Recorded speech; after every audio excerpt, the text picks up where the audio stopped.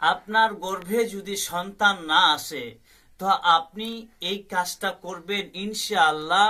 আল্লাহর রহমতে আল্লাহ আপনার গর্ভে সন্তান দিবে। আসসালামু আলাইকুম ওয়া রাহমাতুল্লাহি বারাকাতুহু। আমলটা হলো, আপনি বিসমিল্লাহির রহমানির রহিম লিখবেন। একটা খাতা নেবেন, একটা কলম নেবেন। নেওয়ার পরে একাধিক আপনি 786 বার লিখবেন।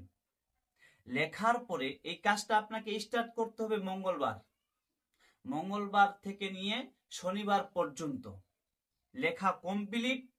কিন্তু হ্যাঁ, মনে রাখতে হবে গিনতি করে 786 বার লিখতে হবে একটা আপনাকে কাগজের উপরে। লেখার পরে সেই কাগজটা ভাঁজ করে সুন্দর একটা পানির বোতল, খালি বোতলে, শুকনো খালির বোতলে ভরে দিতে হবে। দেওয়ার পরে শনিবারের দিন আপনাকে সমুদ্রে বা নদীতে ভাসিয়ে দিতে হবে। যাবার আগে আপনি 2 রাকাত নামাজ পড়ে খোদার কাছে কানতে মিনতি করবেন। তারপরে আপনি যখন ভাসাবেন সেই সময় আল্লাহর কাছে খুব দোয়া করবেন, আল্লাহর কাছে চাইবেন, আপনার উদ্দেশ্যটা আপনি প্রকাশ্যভাবে সেই জায়গায় বলবেন। বলার পরে সে বোতলটা ভাসিয়ে দিবেন।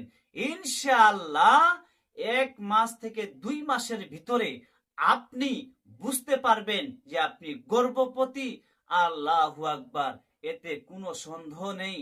এইভাবে যদি আপনি কাজটা করে নিতে পারেন, ইনশাআল্লাহ আপনার কাজ সাকসেস হবেই, আর আপনার গর্ভে সন্তান